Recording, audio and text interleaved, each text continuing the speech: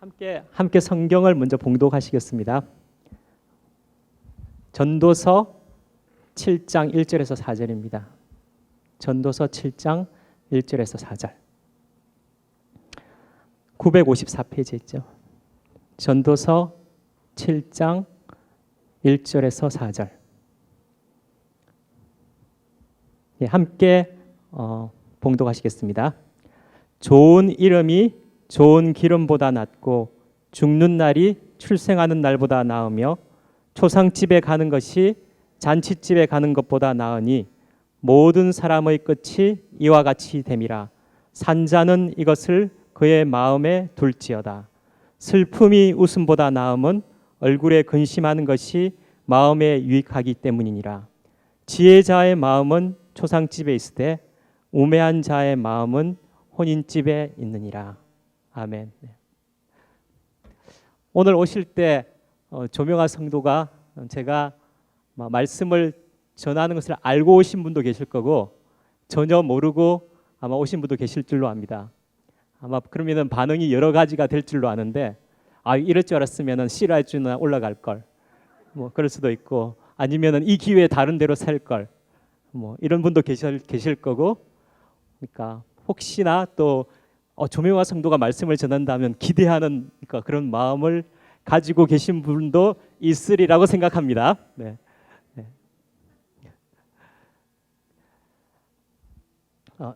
하나님 학당이라는 천국을 여러분 다 보셨잖아요. 네. 제가 그러니까 훈장으로 이렇게 했는데 이게 말씀을 전한다고 하니까 그 이미지가 너무 이렇게 떠올리면 안 될 것 같은, 그러니까 이제는 좀 진지하게, 그러니까 천국이 아니라 하나님의 말씀을 전하는 그런 시간이 되었으면 합니다. 저에게는 컴플렉스가 있습니다. 그러니까 어릴 때부터 그러니까 굳어진 컴플렉스인데 뭐냐면은 착한 아이 컴플렉스가 있습니다. 그러니까 저희 어머님이 제가 5살 때 저희 어머님이 35인데 35살 된 때 고혈압의 중풍이 오셔가지고 반신불수가 되셨습니다. 그러니까 35살에 그런 일이 있다는 것은 굉장히 이제 드문 일인데, 그래서 9년 동안 아프시다가 이제 14살, 제가 14살이니까 중학교 때 돌아가셨습니다. 그러니까 그 9년 동안 이제 저희가 아들만 5인 집안인데, 그러니까 그 중에 이제 누군가 이렇게 착한 아이로서 엄마를 잘 도와드리는 사람이 필요하잖아요. 그래서 제가 그 역할을 많이 담당을 했었습니다. 그래서 사람들이 너는 정말 병든 엄마를 위해서 시장도 같이 따라다니고 뭐 설거지도 같이 하고 그런 것들, 그러니까 그것을 보면서 사람들이 저한테 칭찬을 많이 하는 거예요. 그래서 이제 제 마음에는 이제 이렇게 하면은 사람들한테 칭찬을 받는구나. 그럼 칭찬을 받을수록 더 착한 아이가 되기 위해서 무던히 노력을 했었습니다. 그 바람에 어쩌면 다른 사람보다 더 그러니까 착한 아이 컴플렉스가 심한 사람이 되었지 않나 그렇게 생각을 합니다. 이것이 결혼 전까지만 해도 잘 워크아웃이 되었습니다. 그러니까 전혀 문제가 없었습니다. 그러니까 항상 다른 사람한테 좋은 사람으로 보였습니다. 그러니까 근데 결혼 후에 이제 문제가 나타나더라고요. 그러니까 그 문제가 나타난다는 건 제가 진짜 착한 사람이 되었다기보다도 착한 척을 많이 했던 것 같습니다. 그래서 실제로 이제 결혼을 하게 되면 부부 싸움을 하게 되잖아요. 부부 싸움을 할 때마다 저는 이제 억울한 거죠. 그러니까 나같이 착한 사람을 어떻게 이렇게 대할 수가 있느냐 하는 그런 마음들이 그러니까 생기는 것입니다. 실제적으로 저한테 문제가 많은 경우도 있는데도 불구하고 그 문제는 보지 않고 이 착한 아이 컴플렉스에 빠진 저는 왜 착한 나를 그러니까 이렇게밖에 대할 수 없느냐 하는 그런 감정이 있었던 것입니다. 그래서 나중에 돼서 이렇게 말씀 속에서 제가 이제 그것을 만난 거죠. 내가 아내를 사랑하는 마음이 더 커야 되는데 오히려 나의 의가 더 큰 남편이구나 하는 것을 깨닫게 되었습니다. 그래서 여러분 기억할지 모르지만은 제가 나쁜 남자가 되고자 그러니까 노력을 많이 했습니다. 그러니까 다른 사람들에게는 좀 나쁘게 보일지 모르지만은 정말은 착한 남자. 그래서 어쩌면은 여자들은 그러니까 나쁜 남자를 좋아하는지 모른다 하는 그런 역설이 그러니까 적용하게 된지도 모르겠습니다. 그러니까 겉으로 보기에는 굉장히 좀 그러니까 일반적인 통념으로는 나빠 보이는데 내면에는 진실되이 그 여자를 사랑하는 남자. 역설적인 표현이죠. 오늘 여러분과 나누고자 하는 말씀이 역설의 진리라는 것입니다. 여러분이 음식점을 가게 되면은 굉장히 그러니까 유명한 이제 음식점 중에 하나가 있는데 그 TV에도 자주 나오더라고요. 그러니까 욕쟁이 할머니의 음식점. 그래서 왜 욕쟁이 할머니인가 하면은 오는 음식점에 오는 손님한테 욕을 해야 되는 거예요. 그래서 욕은 나쁜 거잖아요. 그런데 사람들이 그 욕을 들으러 찾아온답니다. 왜냐하면은 말은 욕을 하고 있지만은 실제는 인정이 너무 많아서 가난한 사람들은 무료로 주기도 하고 정말 풍성히 음식을 대접하고 인정을 베푸는 할머니이기 때문에 사람들이 몰려든다는 것입니다. 또 한번 역설적인 이야기들을 한번 해볼까요? 고독한 군중. 우리는 많은 사람들의 무리에 지금 그러니까 같이 있지만은 많은 사람이 있다고 해도 고독을 느끼게 됩니다. 고독한 군중. 소란한 침묵. 침묵하고 있잖아요. 조용하잖아요. 하지만 나의 마음속에는 아우성이 쳐지는 것입니다. 죽은 것 같은 삶, 살아있는 것 같은데도 죽은 거나 진배 없는 그런 삶을 살아가는 사람도 있습니다. 이처럼 역설적 진리는 언뜻 보기에는 앞뒤가 안 맞는 그런 모순처럼 보이지만 실은 그 어떤 논리보다 호소력이 있고 진실을 내포하고 있습니다. 그래서 여러분 영화나 드라마에서 가장 흔한 주제가 있잖아요. 사랑하기 때문에 헤어져야만 한다. 어떤 사람들은 이제 성격 따라 틀린데 어떤 사람들은 답답한 거죠. 왜 사랑하는데 헤어져야 돼? 이렇게 반응을 하는 사람도 있지만은 대부분의 사람들은 그럴 수가 있구나 공감을 하게 됩니다. 자녀들을 교육시킬 때도 마찬가지입니다. 사랑하기 때문에 매를 들어야 하는 그런 경우가 있습니다. 이처럼 앞뒤가 전혀 맞지 않거나 상반된 내용이지만 진리로서 받아들여지는 것들이 역설의 진리입니다. 그래서 이 역설의 진리를 준비하면서 그러니까 여러분은 하나님을 기대하셔야 됩니다. 왜냐하면 하나님은 시리아에 올라간 사람만 은혜를 주시고 여기에 남아있는 사람은 은혜를 안 주시거나 그리고 아예 덜 주시거나 하는 그런 하나님이 아니시라는 겁니다. 제가 준비를 잘해서 그러니까 기대를 하시라는 게 아니라 모든 사람에게 같은 은혜를 주시는 그 하나님을 기대하셔야 된다는 것입니다. 시에서 보면은 여러분이 잘 아는 시들 중에는 이런 역설적인 표현이 두드러지는 것들이 많습니다. 모순되면서도 가슴에 더 많이 와닿는 것이죠. 김현승의 시입니다. 아름다운 나무의 꽃이 시듬을 보시고 열매를 맺게 한 당신은 나의 웃음을 만드신 후에 새로이 나의 눈물을 지어주시다. 서정주의 시입니다. 우리들의 사랑을 위해서는 그 이별이 있어야 하네. 높았다 낮았다 하는 출렁이는 물상과 물살 몰아 갔다 오는 바람만이 있어야 하네. 성숙한 사랑을 위한 그 실현의 과정을 잘 표현해 주는 것 같지 않습니까? 한용운 너무나 잘 아는 시죠. 남들은 자유를 좋아한다고 하지만 나는 복종을 좋아하여요. 윤동주의 십자가라는 시입니다.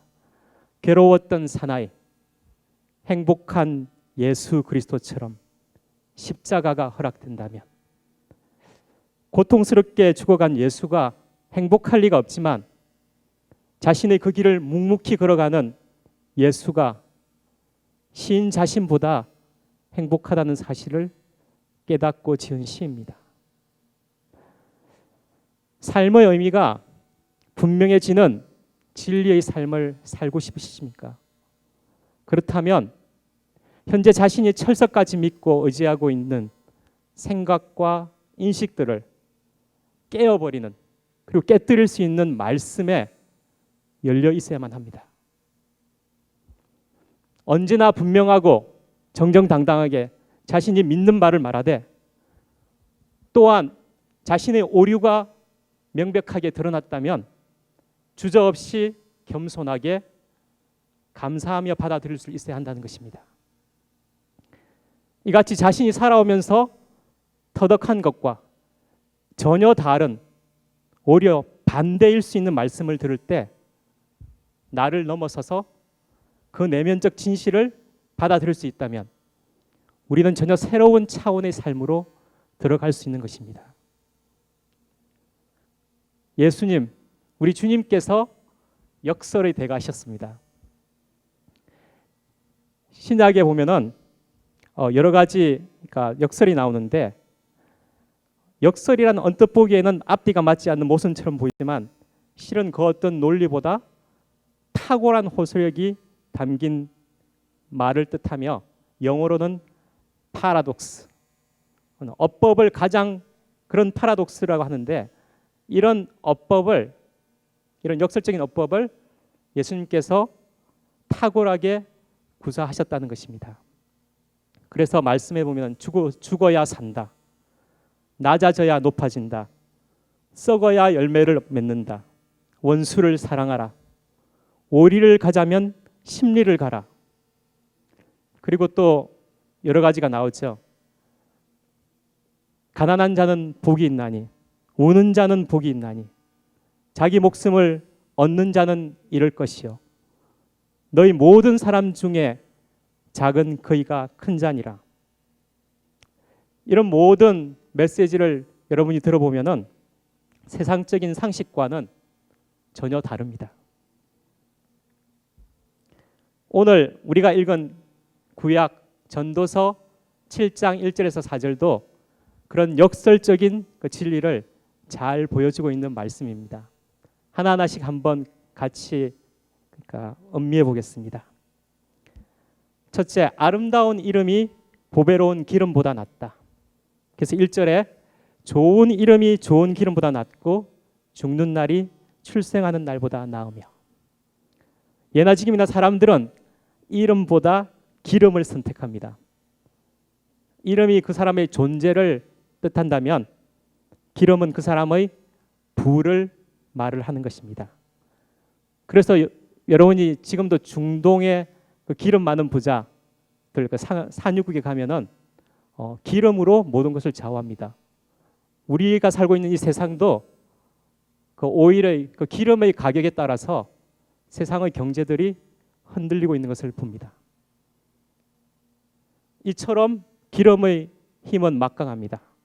그럼에도 성경은 그 보배로운 기름이나 권세당당한 부보다도 아름다운 이름이 낫다고 말씀하고 있습니다. 여러분이 한 번쯤 들어본 말씀 속에서도 인용이, 설교 말씀에서도 자주 인용이 되는 에릭 프롬이라는 사람이 쓴 소유냐 삶이냐는 그런 책에서도 잘 나오고 있죠. 우리가 소유형의 인간이 되어야 되는 것이 아니라 존재형의 인간이 되어야 한다는 것입니다. 이 존재형이란 것에 대한 가장 좋은 본보기가 성경에 나오는 옥합을 깬 여인입니다.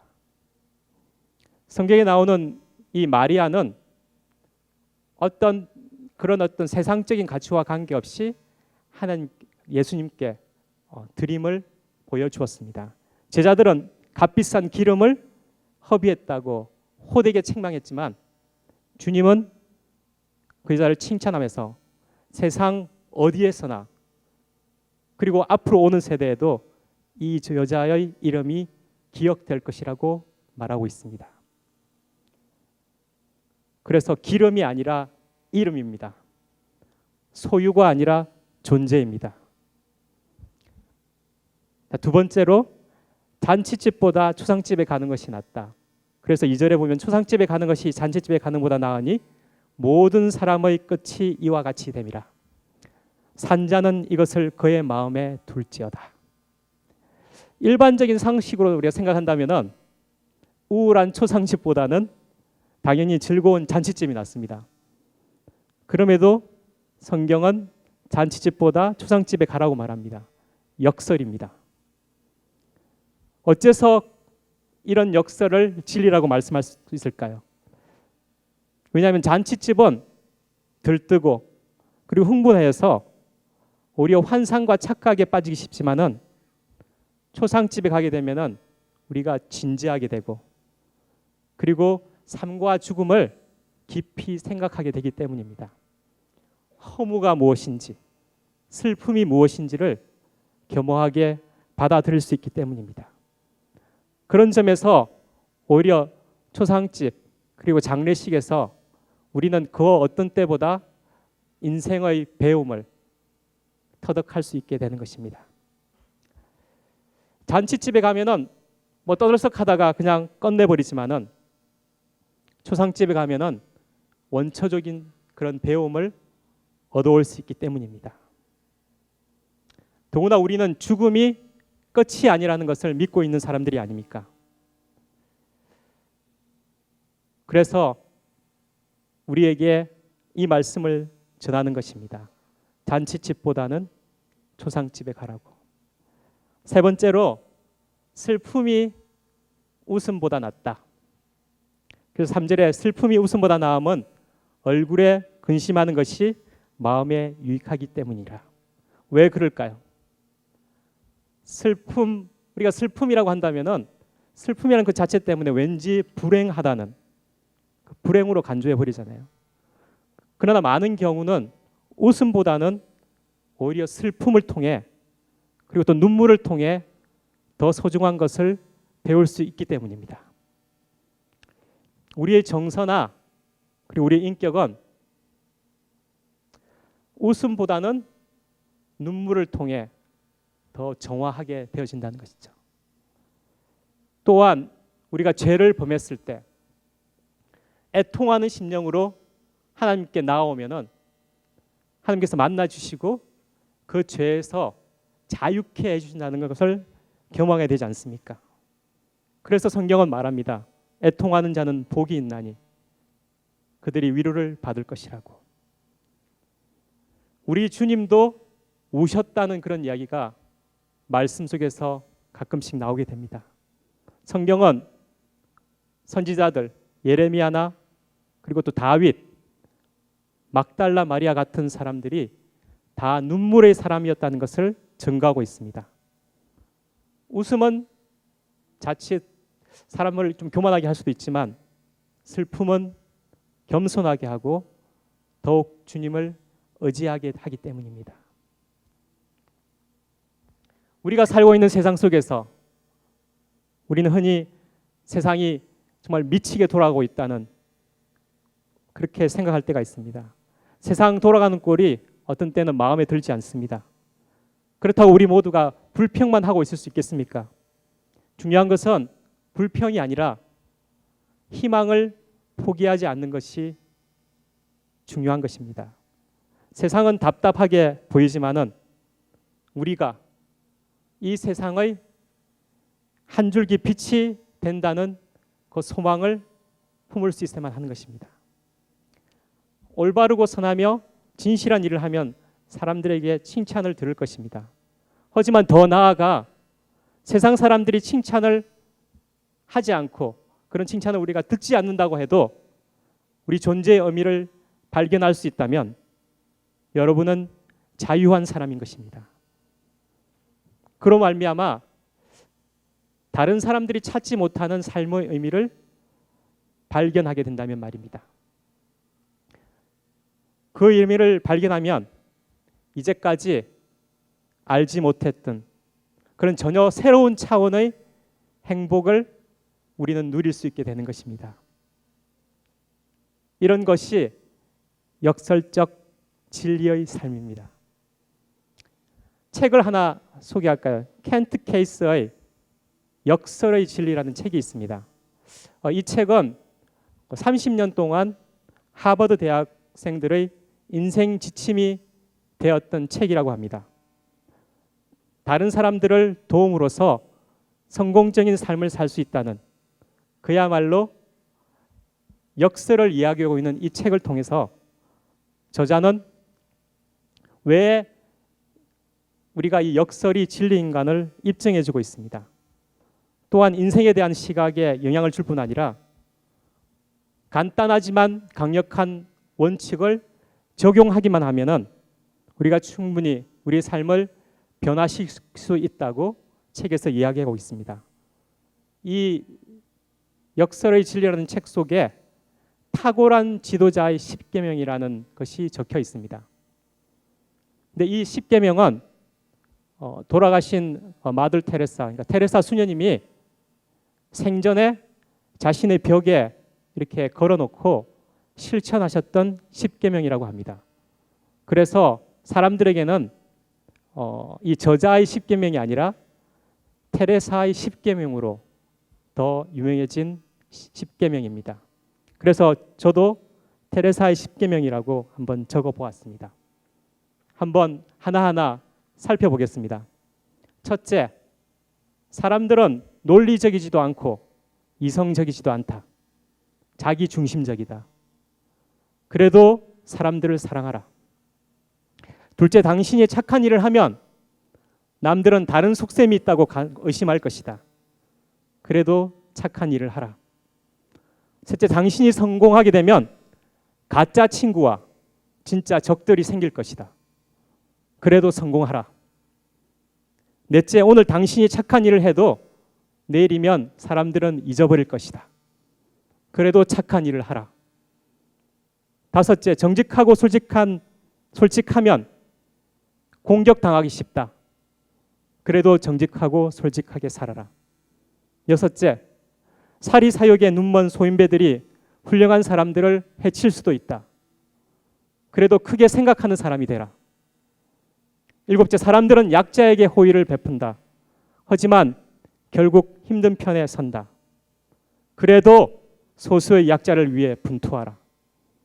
여덟째, 몇 년 동안 공들여 쌓은 탑이 하루아침에 무너질 수 있다.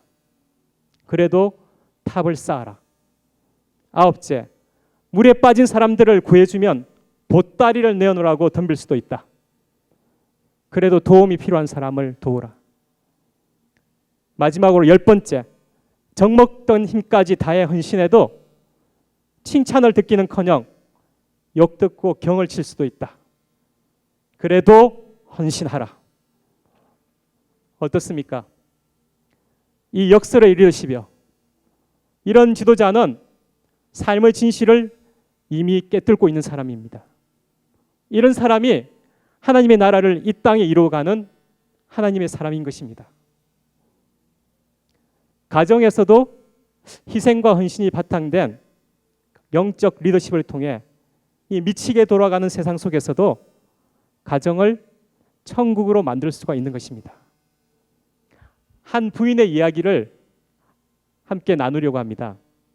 어느 날 한 부인이 아이들은 도대체가 말은 안 듣고 남편은 폭력적이고 가정을 돌보지 않아서 항상 비관적으로 사는 사람이 있었습니다. 그 비관적으로 살고 있는 여인이 하나님께 간절히 간청을 했습니다. 하나님, 빨리 천국에 가고 싶어요. 정말 힘들어서 못 살겠어요. 그때 갑자기 하나님이 말씀을 하십니다. 살기 힘들지? 내 마음을 이해한단다. 이제 천국으로 가고 싶은 너의 소원을 내가 들어주겠다. 하지만 그 전에 몇 가지 내가 말한 대로 좀 해주었으면 좋겠는데, 먼저 첫 번째로, 야, 집안이 너무 지저분한 것 같은데 너가 죽은 후에 마지막 정리를 잘 하고 갔다는 그런 말을 좀 듣고 싶지 않니? 그래서 한번 집안 청소를 한 3일 동안 해줬으면 좋겠다. 그러는 것입니다. 그래서 이 여인은 이 3일 동안 열심히 집안 청소를 했습니다. 3일 후에 하나님이 오셔서 말씀하시기를, 얘야, 아이들이 마음에 걸리지 않니? 내가 죽어도 아이들이 너의 사랑을 기억할 수 있는 그런 일이 있으면 좋지 않겠니? 3일 동안 너의 마음을 다해서 아이들을 섬겨주어라, 잘해주어라. 그렇게 하나님께서 말씀하시는 겁니다. 그래서 이 여인은 천국에 빨리 가고 싶은 그런 마음에 3일 동안 열심히 아이들에게 음식도 하고, 그리고 자기가 할 수 있는 최선의 그 사랑으로 아이들에게 대해줬다고 합니다. 3일 뒤에 하나님께서 또 말씀을 하십니다. 마지막으로 천국에 가기 전에 너에게 말한다. 너의 남편 때문에 너가 상처를 많이 받았지. 그래, 너의 마음은 알지만은 그래도 너가 죽었을 때 장례식에서 나의 아내는 정말 나에게 잘해주었고 정말 착한 아이였는데 그렇게 울먹이는 남편의 모습을 보고 싶지 않니? 하는 것입니다. 그래서 그 여인은 알겠습니다. 그래서 천국에 빨리 가고 싶은 나머지 3일 동안 남편에게 지극정성으로 자기가 할 수 있는 사랑을 다해서 섬겼다고 합니다. 그리고 3일이 지난 뒤에 하나님께서 말씀하십니다. 자, 이제 나와 함께 천국에 가자. 하지만 가기 전에 한번 너희 집안을 한번 둘러보지 않겠니? 하는 것입니다. 그래서 그 여인이 집안을 둘러보니까 깨끗한 집이 있었고, 그리고 오랜만에 애들의 얼굴이 웃음꽃으로 피어 있고, 그리고 남편의 얼굴에는 미소가 가득해 있었다는 것입니다. 그 모습을 보니까 천국이 따로 없는 것입니다. 결혼 후에 처음으로 내 집이 천국이구나 하는 마음이 들었다고 합니다. 그래서 그 부인이 하나님께 물어보았습니다. 하나님, 어떻게 이런 행복이 저한테 온 거죠? 하나님이 말씀하십니다. 너가 9일 동안 만든 것이야. 그때 부인이 말했습니다. 정말이요? 그러면 이제부터는 나도 이 땅에서 천국을 만들며 살겠습니다. 이 9일 동안 천국 만들기라는 이 짧은 이야기는 너무 드라마틱하게 들릴지도 모르겠습니다. 그러나 분명한 것은 희생의 길은 행복으로 가는 밝은 길이라는 것입니다. 희생의 짐을 지면은 인생의 짐도 가벼워집니다. 내가 당신을 위해 모든 것을 걸 때 당신이 나를 위해 모든 것을 겁니다. 희생은 부담스럽지만 그 부담을 각오할 때 행복의 신비가 나에게로 찾아오는 것입니다. 우리가 우리 자신에게만 집중하는 그런 자기 몰입의 신비주의자가 되어서는 안 되겠지만, 또한 우리는 희생을 아는, 그런 희생의 신비를 아는 사람이 되어야겠습니다. 그래서 성경은 말합니다. 살고자 하면 죽고 죽고자 하면 산다고. 제가 아무리 스스로 높인 채 하는, 자기 스스로를 높이는 그런 사람들은 반드시 낮아지게 되어 있습니다. 항상 남을 이기로만 주장하는 사람들은 반드시 지게 되어 있습니다. 탁월한 지도자나 또 여러분 한 개인으로서 한 가정의 가장, 주부들일지라도 언제나 이기려 들지 말고 오히려 낮아진다면 성공과 행복은 어느 틈엔가 우리의 삶에 찾아오게 되어 있다는 것입니다. 마지막으로 성경의 역설들을 보겠습니다. 왜 이런 역설이 진리인가를 가슴으로 느낄 수 있는 그런 시간이 되었으면 좋겠습니다. 제가 천천히 하나하나씩 짚어가겠습니다. 죽은 자들이 죽은 자를 장사하게 한다. 마태복음 8장 22절. 화평이 아니라 검을 주러 왔다. 마태복음 10장 34절. 주를 위해 목숨을 잃는 자는 얻는다. 마태복음 10장 39절. 으뜸이 되고자 하는 자는 종이 되어야 한다. 마태복음 20장 27절. 첫째가 되고자 하면 무사람의 끝이 되어야 한다. 마가복음 9장 35절. 둘이 한 몸이 되어야 한다. 마가복음 10장 8절. 먼저 된 자가 나중되고 나중된 자가 먼저 되어야 한다. 마가복음 10장 31절. 죽일 것이나 살아난다. 마가복음 10장 34절. 세상에서 미련한 자가 되어야 세상에서 미련한 자가 되어야 지혜로운 자가 된다. 고린도서 3장 18절 말씀.